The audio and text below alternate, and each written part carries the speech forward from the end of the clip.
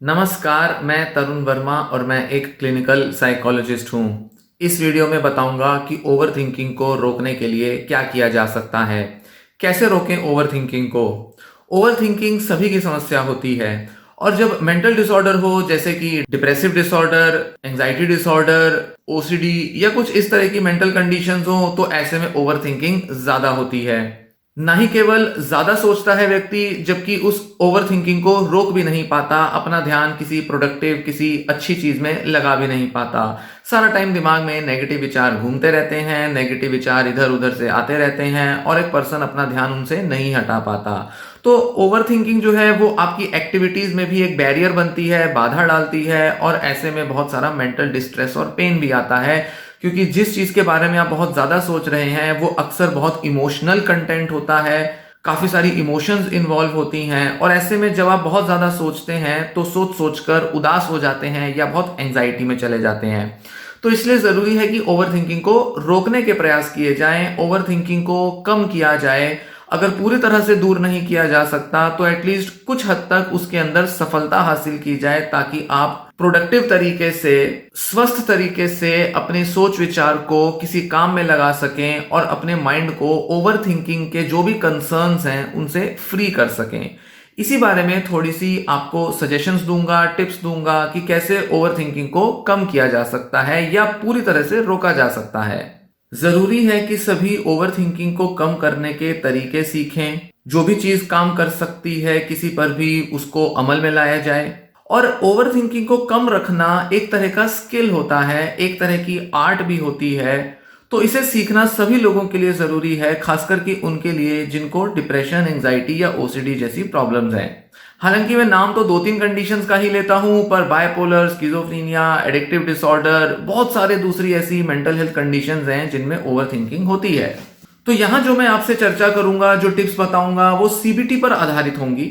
वो टेक्निक्स जो कि कॉग्निटिव थेरेपी में यूज की जाती हैं, सजेस्ट की जाती हैं, जो कॉग्निटिव थेरेपी के प्रिंसिपल्स, सिद्धांतों पर आधारित हैं, ऐसे कुछ टिप्स आपको बताऊंगा। क्योंकि ये थेरेपी पर बेस्ड होंगी इसलिए इसमें कुछ आइडियाज को, कुछ प्रिंसिपल्स, सिद्धांतों को ध्यान में रखना जरूरी होगा। हालांकि मैं यहाँ थेरेपी की वीडियो नहीं बना रहा हूं, इसलिए पूरा डिटेल में तो आपको नहीं बता पाऊंगा, डिस्कस नहीं कर पाऊंगा, पर फिर भी थोड़ा सा भी अगर आपको कॉग्निटिव थेरेपी के बारे में पता है तो आप समझ जाएंगे कि कैसे ओवर थिंकिंग को कम किया जा सकता है और किस तरह से अपने थॉट्स और बिलीव्स को चेंज करके हम ओवर थिंकिंग को रिड्यूस कर सकते हैं, उसमें भारी कमी ला सकते हैं। तो आइए अब इस वीडियो में आगे बढ़ते हैं। पहले बात करें कि लोग ओवर थिंक करते क्यों हैं। ओवर थिंकिंग कुछ लोगों के नेचर का भी पार्ट होती है। इसमें कुछ जेनेटिक और कुछ पर्सनैलिटी फैक्टर्स रिस्पॉन्सिबल होते हैं। मतलब कुछ लोगों के अंदर एक पर्सनैलिटी ट्रेट होता है जिसे कहा जाता है न्यूरोटिसिज्म।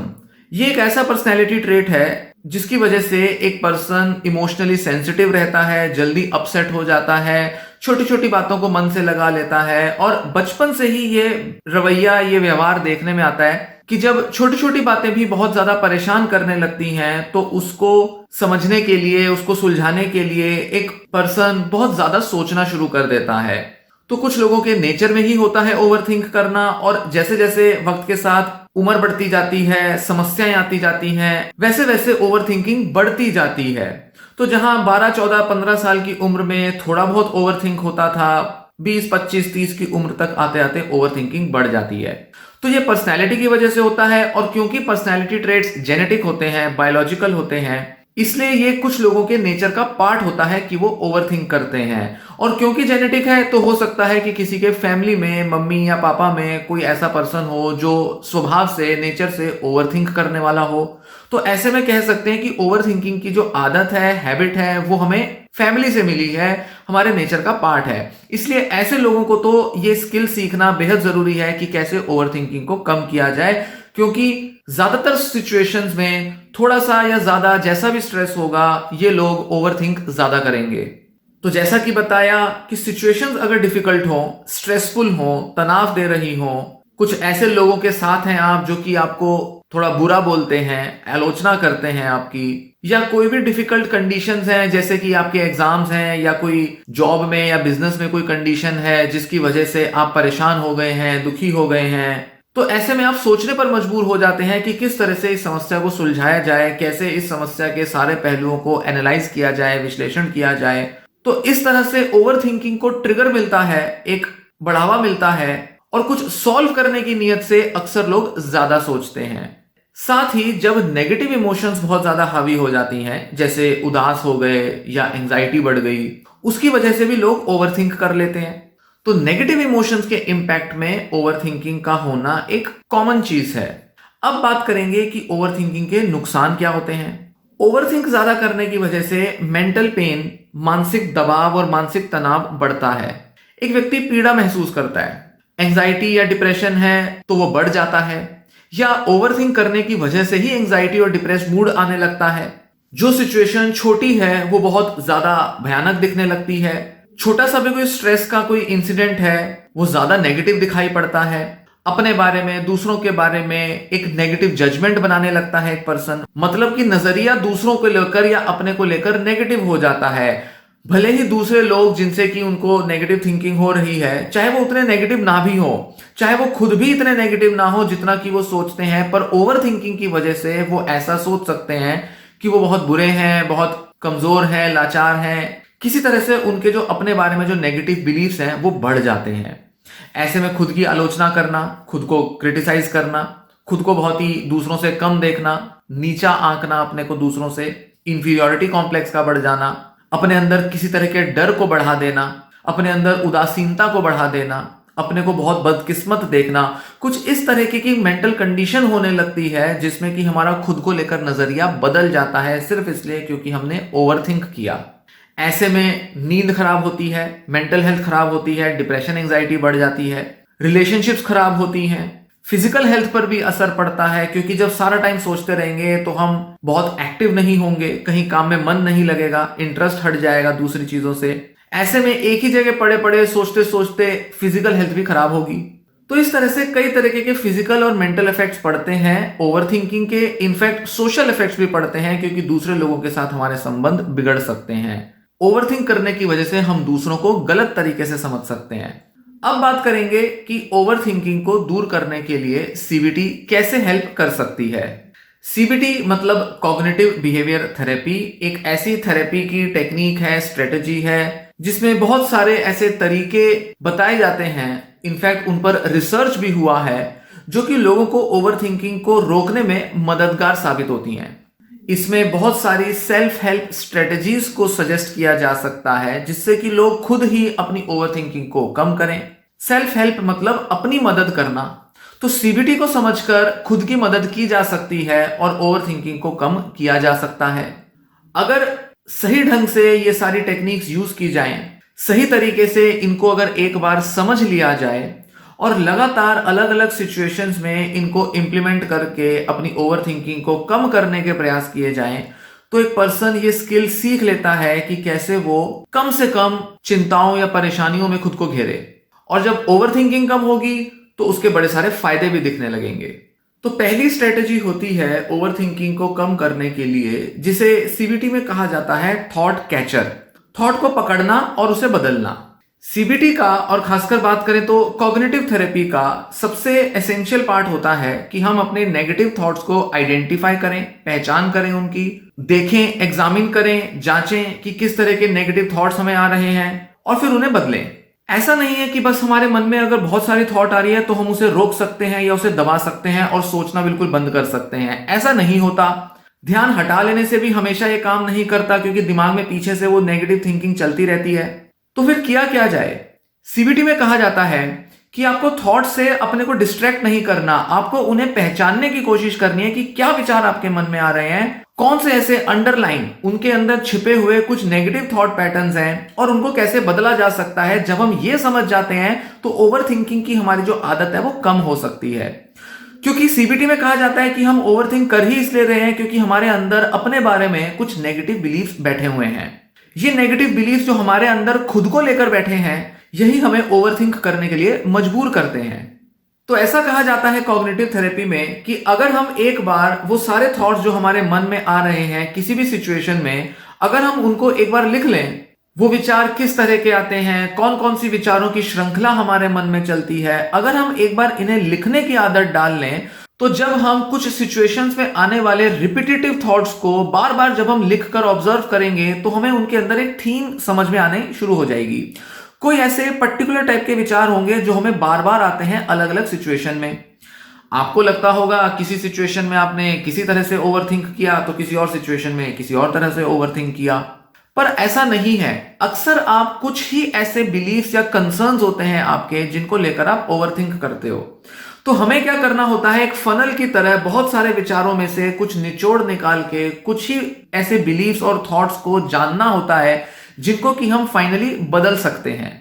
तो आपका मन तो बड़ा कुछ सोचेगा किसी सिचुएशन में, अलग अलग सिचुएशन में अलग अलग चीजें सोचेगा, पर अंडरलाइन गहरे में बैठे हुए आपके कुछ ही ऐसे बिलीफ्स और थॉट्स हैं जो कि आपको बार बार उकसा देते हैं ओवरथिंक करने के लिए। यही हम सीबीटी में करने की कोशिश करते हैं कि ऐसे थॉट्स को आइडेंटिफाई किया जाए जो नेगेटिव हैं अपने बारे में या दूसरों के बारे में, और फिर उन्हें बदला जाए।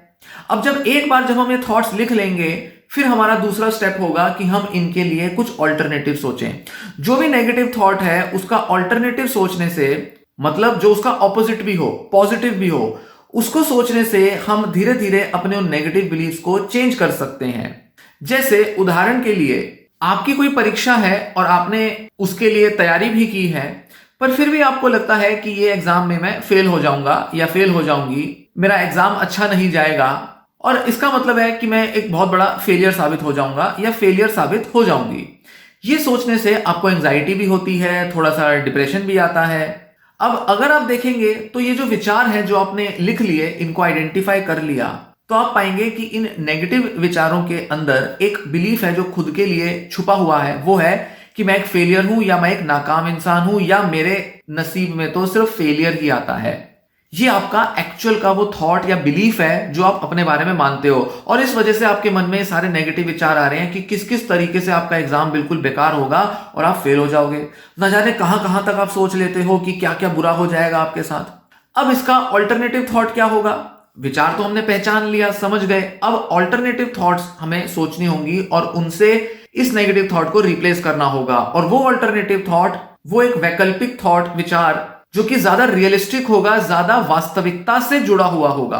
तो आप खुद को कहेंगे कि मैंने जितना बेस्ट हो सकता था उतना तो प्रिपेयर कर ही लिया है, जो मेरे बस में था, जितनी तैयारी मैं कर सकता था या कर सकती थी वो तो मैंने कर ही लिया है। साथ ही मेरे जो पिछले जो एग्जाम्स हुए थे उन पर भी मैंने अच्छा खासा कुछ किया था। हो सकता है कि आप कॉलेज में या स्कूल में पढ़ रहे हो तो आपने पहले भी इसी क्लास में दूसरे एग्जाम्स दिए होंगे, वहां आपने कुछ तो अच्छा किया ही होगा। या हो सकता है कि कोई एंट्रेंस एग्जाम्स भी अगर आप दे रहे हो तो पास्ट में भी कोई तो ऐसे एंट्रेंस एग्जाम होंगे जो आपने दिए होंगे जिनमें आपने थोड़ा बहुत ही सही पर अच्छा परफॉर्म किया होगा। तो इस तरह का विचार आप अपने मन में ला सकते हैं कि जब पिछली बार भी मैंने अच्छे टेस्ट दिए थे तो जरूरी तो नहीं इस बार सब बुरा ही होगा, कुछ तो अच्छा इस बार भी निकल के आएगा और शायद कुछ अच्छा ही रिजल्ट निकल के आए जैसा कि लास्ट टाइम भी हुआ था। हाँ, ये हो सकता है कि शायद मैं उतना अच्छा ना करूं क्योंकि ये शायद एग्जाम पहली बार दे रहा हूं या दे रही हूं, या हो सकता है कि ये अलग टाइप का एग्जाम है तो इसलिए हो सकता है कि बहुत अच्छा ना जाए एग्जाम। पर फिर भी इतनी तो उम्मीद रखी जा सकती है कि जितनी मैंने तैयारी की है उसके मुताबिक कुछ तो अच्छा रिजल्ट आ ही जाएगा और कुछ तो अच्छा परफॉर्म मैं कर ही लूंगा या कर ही लूंगी। पर अगर मैं थोड़ा सा भी अच्छा अगर करता हूं या करती हूं और अगर मैं क्वालिफाई भी कर लेती हूं या कर लेता हूं, तो इसका मतलब ये तो नहीं है कि मैं फेलियर हूं। इसका मतलब मुझे एग्जाम पास करने आते हैं, मतलब मैं सफल हो सकता हूं या हो सकती हूं। तो जब आप अपने को फेलियर कहने वाले बिलीफ को चैलेंज करते हैं और एक ऐसे विचार अपने मन में लाते हैं जो कि इस बिलीफ को चुनौती दें, मतलब आपका नेगेटिव बिलीफ क्या है कि मैं एक फेलियर हूं, इस बिलीफ को चुनौती देने वाले विचार जब आप सोचते हैं और अल्टीमेटली अपने को साबित करते हैं कि किस तरह से आप फेलियर साबित नहीं होंगे, जब आप ऐसा सोच लेते हैं तब आप अपने को तैयार कर लेते हैं पॉजिटिव सोचने के लिए, और ऐसे में आप ओवरथिंक नहीं करेंगे क्योंकि आप बड़े फ्री माइंड के साथ आप एग्जाम देने जाएंगे। क्योंकि आपके मन में ऐसे विचार अब बैठ गए हैं कि कैसे मैं एक फेलियर नहीं साबित होऊंगा या नहीं साबित होंगी अगर मैं थोड़ा बहुत भी जो मैंने प्रिपेयर किया है उसके हिसाब से एग्जाम दे दूं। तो एक रहा आपका बिलीफ कि मैं एक फेलियर हूं या फेलियर साबित हो जाऊंगा या फेलियर ही मेरे हाथ लगेगा, और दूसरा बिलीफ है कि मैं फेलियर नहीं हूं या फेलियर मेरे हाथ नहीं लगेगा या मैं किसी भी तरह से अपने को फेलियर साबित होने से बचा सकता हूं या बचा सकती हूं। तो जब ये दोनों बिलीफ्स आपके सामने होंगे और इसके अकॉर्डिंग आपके मन में जब विचार होंगे तो आप देख पाएंगे कि कैसे नेगेटिव बिलीफ के अगेंस्ट आप पॉजिटिव बिलीफ्स लाकर, पॉजिटिव थॉट्स लाकर अपने को बदल सकते हैं और ओवर थिंकिंग को कम कर सकते हैं। इसी को कहते हैं कि जब हम ऑल्टरनेटिव थॉट्स लाकर अपने नेगेटिव थॉट्स को दूर करते हैं तो हम अनरियलिस्टिक, अनहेल्दी, अनहेल्पफुल थॉट्स के बदले हेल्पफुल, हेल्दी, रियलिस्टिक थॉट्स से रिप्लेस करते हैं और ऐसे में हमारा नजरिया पॉजिटिव होता है और ऐसे में सिचुएशन में हम ज्यादा बेहतर तरीके से परफॉर्म कर पाते हैं और ओवरथिंक नहीं करते। ओवरथिंकिंग की जरूरत ही नहीं रह जाती। ऐसे में ओवरथिंक हो ही इसलिए रहा था क्योंकि आप अंदर से डरे हुए थे, घबराए हुए थे, क्योंकि आप खुद को फेलियर मान के चल रहे थे। तो इसलिए थॉट्स को दबाने से, डिस्ट्रैक्ट करने से पूरी तरह से ओवरथिंकिंग खत्म नहीं होगी। अपने कुछ नेगेटिव बिलीफ्स को चैलेंज करना पड़ेगा, तभी ओवरथिंकिंग दूर होगी। नेक्स्ट एक टेक्निक, एक स्ट्रेटेजी होती है ओवरथिंकिंग को दूर करने के लिए। वो होता है अपने थॉट्स को रीफ्रेम करो। नए तरीके से उन्हीं विचारों को सोचने की या खुद को प्रेजेंट करने की कोशिश करो।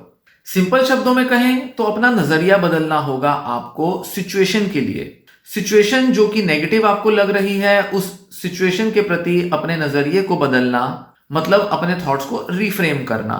या ये कहें कि इस सिचुएशन में किस वजह से आपको स्ट्रेस आ रहा है, किस वजह से आप परेशान हो गए हैं, उसके प्रति अपना नजरिया बदलना। रीफ्रेम करना मतलब एक ही चीज को देखने का एक नया ढंग अपनाना। जैसे उदाहरण के लिए आप ऐसा मानते हैं या खुद को ऐसा कहते हैं कि मेरे से तो कुछ भी सही नहीं होता, मेरे से तो हमेशा कुछ गलत ही होता रहता है, मेरे से तो हमेशा चीजें गलत ही होती हैं, मैं तो हमेशा गलतियां ही करता रहता हूं या करती रहती हूं। अब इसको आप नए तरीके से रीफ्रेम करो। कुछ बदलना नहीं है, सिर्फ अपनी फ्रेमिंग को चेंज करना है। आप ये खुद को कहेंगे कि इस सिचुएशन में तो मैंने ये काम ठीक से नहीं किया, मैं शायद रात को सोई नहीं थी या शायद किसी वजह से कहीं और मेरा ध्यान लगा हुआ था, तो इस सिचुएशन में तो मैंने अच्छे से परफॉर्म नहीं किया।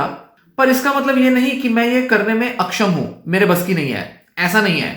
मैं इसी तरह के टास्क में पहले भी सक्सेसफुल हुई हूं या हुआ हूं, पहले भी मैंने इस तरह के काम अच्छे से किए हैं। तो भले ही इस सिचुएशन में मैं नहीं कर पाया, पर फिर भी मुझे इसमें कुछ सीखने को तो मिला ही है, कुछ समझने को मिला है, या कुछ ऐसी गलती समझ में आई है जिससे कि मैं सीख कर अगली बार उस गलती को करने से खुद को रोक सकता हूं या रोक सकती हूं। अब देखें, इतना सब आपने सोचा। एक थॉट कि मैं कैपेबल नहीं हूं, मेरे बस की नहीं है, मैं हमेशा गलत करता हूं या गलत करती हूं, इतना स्ट्रॉन्ग जजमेंट खुद को देने की बजाय सिचुएशन को अगर आप देखेंगे, उसके कई अलग अलग पहलुओं को, एस्पेक्ट्स को अगर एनालाइज करेंगे, उन पर अपनी नजर लेकर जाएंगे, तो आप पाएंगे कि इतने भी ज्यादा नाकाम नहीं है आप। नाकामी का किसी भी सिचुएशन में कुछ कारण होता है। आप अक्सर पाएंगे कि एक बैलेंस्ड व्यू, एक संतुलित नजरिया किसी भी सिचुएशन में अपनाया जा सकता है। कोई भी सिचुएशन ऐसी नहीं होती कि जिसमें आप केवल असंतुलित तरीके से ही अपना नजरिया अपनाएं। असंतुलित मतलब किसी एक चीज का पलड़ा भारी हो जाए। जैसे आप खुद को लेकर नेगेटिव सोच रहे हैं और यही सोचे जा रहे हैं और तो जैसे कुछ आपके मन में आ ही नहीं रहा, तभी आप ओवरथिंक करेंगे। पर अगर आप संतुलन लाएंगे और अपने अलावा सिचुएशन के कुछ दूसरे फैक्टर्स पर भी अपना ध्यान लेकर जाएंगे, जैसे आप कहते हैं कि रात को मैं सोया नहीं इसलिए परफॉर्म नहीं कर पाया, तो आपने कुछ और कारण भी देखा। तो जैसे ही आपका सिचुएशन को देखने का तरीका बदला, आपने कोई और कारण देखे और दूसरे पहलुओं पर अपना ध्यान लेकर गए, तो आपने खुद पर से अपना ध्यान हटा लिया, संतुलन आप अपने सोच में लेकर आए और ऐसे में आप एक पॉजिटिव आउटलुक के साथ उस एक्सपीरियंस से कुछ सीखने पर ध्यान देते हैं और ओवरथिंकिंग को कम कर लेते हैं। इसलिए अपने मन में आप क्या कहानी सोच रहे हैं, किस चीज को ज्यादा कारण ठहरा रहे हैं, किस तरीके की एक नेगेटिव स्टोरी खुद को बोल रहे हैं, ये डिटरमाइन करेगा, ये निर्धारित करेगा कि आप किस तरह की नेगेटिव फीलिंग से ऑक्यूपाइड हो गए हैं, कितना बड़ा आपने मेंटल ट्रैप क्रिएट कर लिया है। एंजाइटी, डिप्रेशन, ऑब्सेशन, ये सब इसीलिए होते हैं क्योंकि हम केवल एक ही स्टोरी, एक ही कहानी, सिचुएशन को देखने का एक ही तरीका अपने अंदर बार बार बोलते रहते हैं, बार बार उसे रिपीट करते रहते हैं। तो अगर हम नए तरीके से सिचुएशन को देखेंगे, नए तरीके से उस सिचुएशन को डिस्क्राइब करेंगे, उसकी व्याख्या करेंगे, तो ऐसे में हमारा मन केवल एक ही सीमित दायरे में चीज को ना देखकर उसको एक ब्रॉडर तरीके से देखेगा और ऐसे में ओवरथिंकिंग की जरूरत ही नहीं रह जाएगी। दिमाग ओवरथिंक करेगा ही नहीं। दिमाग की जो ओवरथिंकिंग होती है वो एक बाय प्रोडक्ट है नेगेटिव बिलीफ्स का, नैरो माइंडेडनेस का, सीमित दायरे में सोची गई कोई चीज, उसी का एक बाय प्रोडक्ट होता है ओवर थिंकिंग। आप ज्यादा इसलिए नहीं सोच रहे क्योंकि आप ज्यादा सोचते हैं इसलिए आप ज्यादा सोच रहे हैं, नहीं, आप अपने को नेगेटिव बिलीव करते हैं इसीलिए आप ज्यादा सोच रहे हैं। तो जब आपका सिचुएशन को या खुद को देखने का नजरिया बदलेगा तो ओवर थिंकिंग गिर जाएगी। और यही हमारा लक्ष्य होता है, यही हमारा पूरा आइडिया होता है, अप्रोच होती है कि कैसे ओवर थिंकिंग को कम किया जाए। तो ऐसे में जरूरी होगा कि हम ये समझें कि जो किसी भी सिचुएशन में सबसे पहले जो नेगेटिव थॉट हमारे मन में आई है वो पूरी तरह से सच नहीं है, उसमें पूरी तरह से बिलीव नहीं करना। वो केवल एक विचार है, उसकी जगह कोई और विचार भी लाया जा सकता है। सिचुएशन को किसी और ढंग से देखेंगे, नए विचार आ जाएंगे। एक ढंग से देखोगे, एक ही विचार आएगा। तो सिचुएशन को इंटरप्रेट करने का, उसको समझने का, देखने का, क्योंकि अलग अलग नजरिया होता है इसलिए अलग अलग विचार आ सकते हैं, इसलिए आप अपने भावना को, अपनी फीलिंग को बदल सकते हो। तो सारा का सारा जो कंट्रोल है वो आपके हाथ में है। आप किसी सिचुएशन को कैसे देखते हो वैसा ही आप फील करोगे। तो क्योंकि ये आपके नियंत्रण में है इसलिए आप अपनी सोच, अपना नजरिया बदल सकते हो और उसी तरह अपना नेगेटिव मूड भी बदल सकते हो। नेक्स्ट स्ट्रेटेजी होगी ओवर थिंकिंग को कम करने के लिए, वो है बड़ा सिंपल सा कि एक्शन लो बजाय सिर्फ सोचने के। जब आप ओवर थिंक करते हो तो आप उसके ट्रैप में फंस जाते हो, लूप में फंस जाते हो। एक के बाद एक ही चीज चली जा रही है, बाहर ही नहीं आ पा रहे उससे। तो जब भी आप पाए कि आप ओवर थिंक कर रहे हैं, कोई एक्शन ले लें, कुछ बिहेवियर अपनाएं और आगे बढ़ें, वहां से हटें। ध्यान दें, आपको सिर्फ डिस्ट्रैक्ट नहीं करना खुद को, आपको एक्चुअल में कोई एक्शन लेना है, कुछ बिहेवियर अपनाना है। जैसे मान लीजिए रात को आप सोने लगे हैं और आपका मन जो है वो बहुत इधर उधर दौड़ रहा है, बहुत सारी चीजें सोच रहे हो। तो बजाय अपने को जबरदस्ती सुलाने के, बजाय बार बार इस चीज पे परेशान होने के कि मुझे नींद क्यों नहीं आ रही, मेरी ओवर थिंकिंग क्यों नहीं जा रही, इस चीज को सोच सोच के परेशान होने की बजाय जरूरी है कि उठो, एक किताब पढ़ना शुरू कर दो। कोई नॉवल, कोई उपन्यास, जो भी आपकी पसंद की किताब होगी, जो आपके पास रखी होगी, उसको पढ़ना शुरू कर दो। इनफैक्ट मैं रिकमेंड करूंगा कि आप अपने पास कुछ ना कुछ ऐसी किताबें रखें जो कि ऐसे टाइम पर ही पढ़ पाएं जब आपको ओवर थिंकिंग होती हो। तो कोई नॉवल है, 300-500 पेज की कोई नॉवल है, चाहे उसको 3 महीने में पूरा करें, 4 महीने में पूरा करें, पर तभी उसको पढ़ें जब आप रात को ओवर थिंक कर रहे होते हैं। तो ऐसे में जब ये एक्शन आप ले लेंगे, आपकी ओवर थिंकिंग गिर जाएगी, क्योंकि वहां से ध्यान हट जाएगा तो आपकी ओवर थिंकिंग कम हो जाएगी। कोई अच्छा सा म्यूजिक सुन सकते हैं। मोबाइल चलाना यहां पर रिकमेंडेड नहीं होता क्योंकि उससे आपकी नींद टूटेगी, पर कोई सूदिंग सा म्यूजिक ईयरफोन पे आप सुन सकते हैं। थोड़ा सा ब्रीदिंग एक्सरसाइज कर सकते हैं, रिलैक्सेशन एक्सरसाइज कर सकते हैं। जरूरी है कि उस ओवर थिंकिंग की साइकिल को, उसकी जो चेन बन गई है, उसे तोड़ा जाए और किसी न्यूट्रल एक्टिविटी से उसको सब्स्टिट्यूट किया जाए, क्योंकि जो भी हमारे थॉट्स, बिहेवियर, इमोशन होते हैं वो सब आपस में कनेक्टेड होते हैं। तो अगर आप कोई बिहेवियर अपनाओगे, थॉट्स में चेंज आएगा और आपके मूड में भी चेंज आएगा, और अगर नींद लानी है तो ऐसे में नींद भी आनी शुरू हो जाएगी। तो इस तरीके से एक पूरा जो साइकिल है हम चेंज कर देते हैं। पर उस साइकिल को चेंज करने के लिए हमें थॉट्स को रोकना नहीं है, थॉट्स में केवल परिवर्तन नहीं लाना, एक्शन के थ्रू थॉट्स में जल्दी चेंज आएगा। क्योंकि जो भी आप करेंगे, जो भी आप बिहेवियर, एक्शन में इन्वॉल्व होंगे, उसके करस्पॉन्डिंग, उसके हिसाब से आपके मन में विचार आने शुरू हो जाएंगे। तो जिस चीज पर आप ओवरथिंक कर रहे थे वो चीज खत्म हो जाएगी, दिमाग से उड़ जाएगी।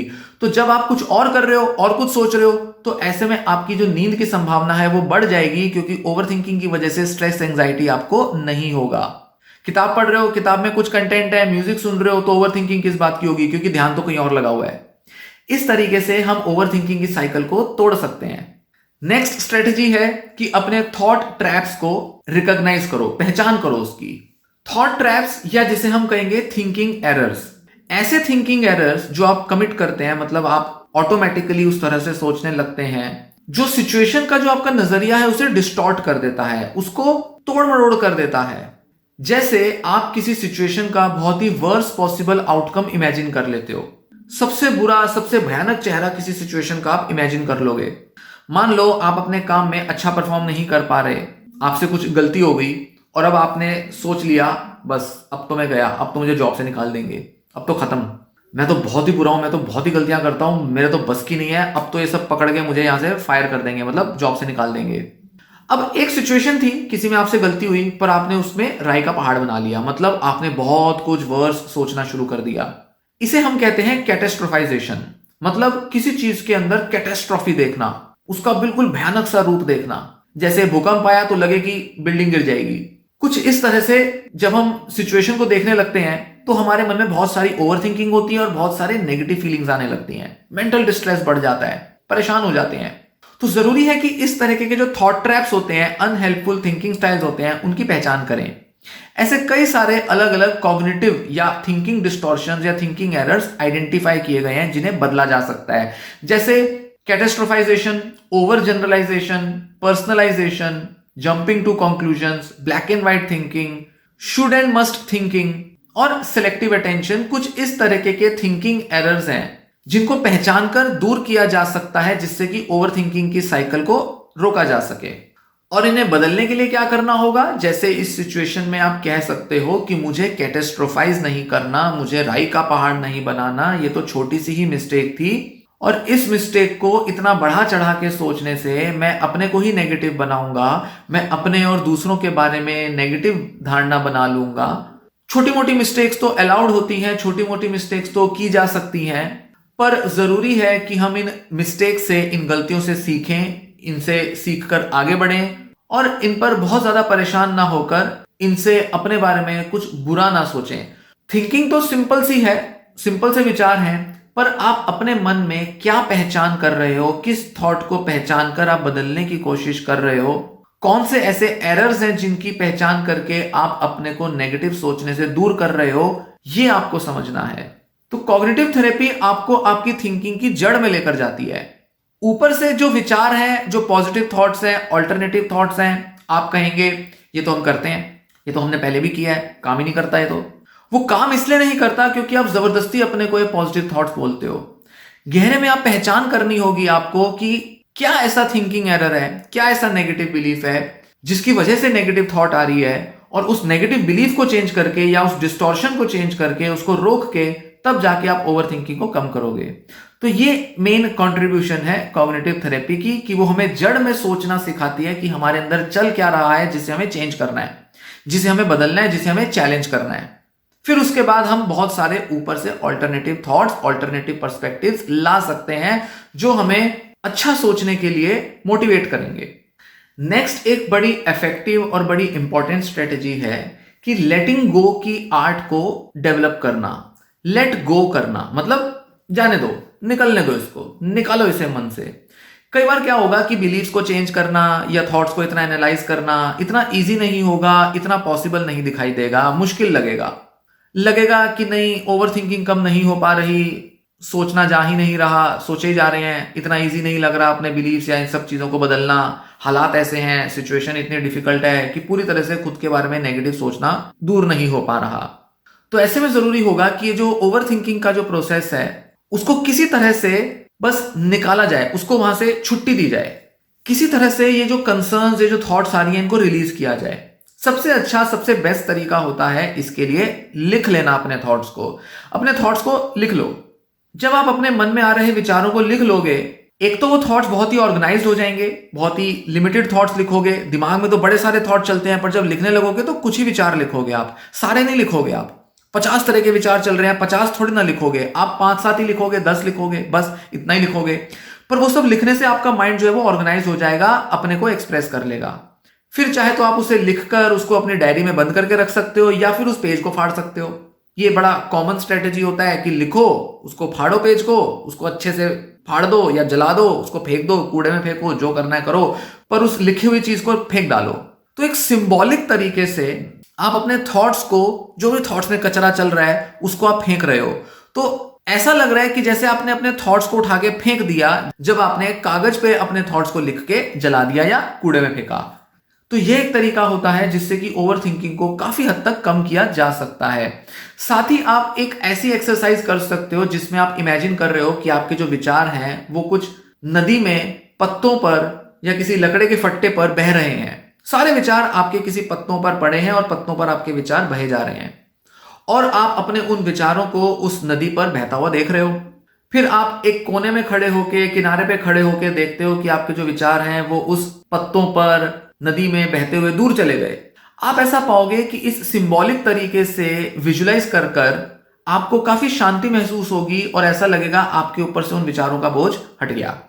इस तरीके के जब आप रिचुअल्स परफॉर्म करते हो, कुछ मेंटल विजुअलाइजेशन एक्सरसाइजेस करते हो, तो ऐसा करने से आप ओवरथिंकिंग के बोझ को काफी हद तक कम कर सकते हो। फालतू के जो विचार है आपको लग रहा है बेकार के आ रहे हैं, आए जा रहे हैं, चलो इस तरीके से इन विचारों को मन से निकालते हैं, मन से फेंक डालते हैं इनको। इसी के साथ एक और इम्पॉर्टेंट पार्ट या एक इम्पॉर्टेंट स्टेप होगा ओवरथिंकिंग को कम करने का कि आप रेगुलरली माइंडफुलनेस मेडिटेशन की प्रैक्टिस करो। माइंडफुलनेस आपको अपने विचारों से डिटैच करने का काम करती है। सबसे इफेक्टिव मेडिटेशन टेक्निक जिससे कि हम अपने मन में चल रहे बहुत सारे नेगेटिव थॉट्स, इमोशन से अपने को अलग कर सकते हैं, वो होती है माइंडफुलनेस, जिसमें कि हम अपने को अपने विचारों से, इमोशन से डिटैच करके अपने को अलग देखते हैं और ऐसा करके हमारे उन विचारों में दी जाने वाली जो जजमेंट या जो इंपॉर्टेंस है वो कम हो जाती है या वो गिर जाती है। तो जब हम इन विचारों को इंपॉर्टेंट नहीं मानेंगे, सारे विचारों को एक जैसा देखेंगे, लगेगा कि जैसे ये विचार सब एक बराबर हैं, सब थॉट्स हैं, इनमें थॉट्स से ज्यादा और कुछ नहीं है और ये थॉट्स आती हैं चली जाती हैं। जब हम इस तरीके से अपने मन को देखना शुरू करेंगे, ऑब्जर्व करेंगे, तो हमारा मन शांत होगा, हम अपने अंदर एक गहन शांति का अनुभव भी करेंगे, रिलैक्स होंगे, इमोशनली भी रिलैक्स होंगे, साथ ही ओवरथिंकिंग भी कम हो जाएगी। क्योंकि वो सारे कंसर्न्स, सारे जो इश्यूज थे, जो इंपॉर्टेंट लग रहे थे, अर्जेंट लग रहे थे, उनकी अर्जेंसी गिर जाएगी, जल्दबाजी नहीं महसूस होगी, पेशेंस आएगी, धैर्य आएगा। ऐसे में विचारों पर नियंत्रण आ जाएगा। आपको विचार अपने ऊपर हावी होते हुए दिखाई नहीं देंगे क्योंकि आप उनसे अपना डिस्टेंस कर सकते हो, उनको दूर देख सकते हो और ऐसे में आप उनके इफेक्ट को, उनके प्रभाव को अपने ऊपर पड़ने से रोक सकते हो। तो ऐसे में जब जरूरत ही नहीं रह जाएगी उन विचारों की, लगेगा फालतू विचार हैं, आए गए सब एक बराबर हैं, एक जैसे हैं, आते हैं चले जाते हैं, कोई मतलब नहीं, कोई काम के नहीं, तो आपके अंदर चैन मिलेगा, मन को रिलैक्स करोगे और ओवरथिंकिंग को अपने आप गिरा दोगे। तो ओवरथिंकिंग गिर जाती है, बंद हो जाती है, खत्म हो जाती है इस तरीके की स्ट्रेटजीज की मदद से।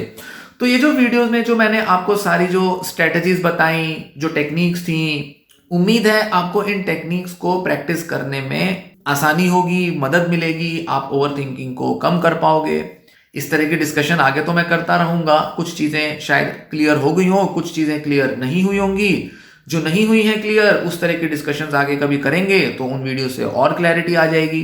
पर मोटे तौर पर ब्रॉडली इसी टाइप की कुछ स्ट्रेटजीज हमें यूज करनी पड़ती हैं जिससे कि ओवरथिंकिंग को कम किया जाए। इसके बाद चाहे तो आप योगा करें या कुछ और दूसरी डिस्ट्रैक्शन टेक्निक्स लगाएं, वो सब भी हेल्पफुल हो सकती हैं, पर मेनली हमारे को अपने थॉट्स में विचारों को बदलना पड़ता है, बिलीव्स को बदलना पड़ता है, अपने विचारों की, बिलीव्स की रीफ्रेमिंग करनी पड़ती है, कॉग्निटिव रीफ्रेमिंग कहते हैं जिसे। अपने उन थॉट ट्रैप्स को बदलने के लिए कॉग्निटिव डिस्टॉर्शंस जो हैं, थिंकिंग एरर्स जो हैं, उनको बदलना पड़ता है, उनको करेक्ट करना पड़ता है, खुद को चैलेंज करना पड़ता है, चुनौती देनी पड़ती है। जो भी नेगेटिव बिलीव्स होते हैं उनको इतनी मजबूती के साथ हमने पकड़ रखा होता है जिस वजह से ओवरथिंकिंग जाती ही नहीं।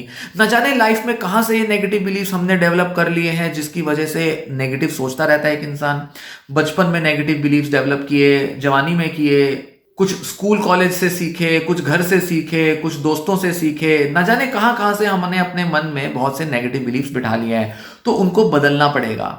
वो लाइफ के एक्सपीरियंसेस ने हमें नेगेटिव सोचना सिखा दिया, बहुत ज्यादा ओवरथिंक करने की आदत बन गई। अब उसे बदलना पड़ेगा और बदलने के लिए वो बिलीव्स बदलने हैं।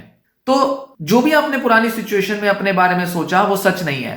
तब शायद सच लगा होगा, तब शायद सच हुआ होगा, पर आज वो इररिलेवेंट है, उसका कोई महत्व नहीं है। तो इसलिए उन विचारों को बदल डालना है, वो सब बिलीव्स को बदल डालना है। कोई मतलब वास्ता नहीं है, सब फालतू के बिलीव्स आपने अपने मन में रख लिए हैं और अपने को इतना नेगेटिव सोचते हो, अपने बारे में इतना नेगेटिव धारणाएं बनाए बैठे हो कि अब आप ओवरथिंक ही किए जाते हो।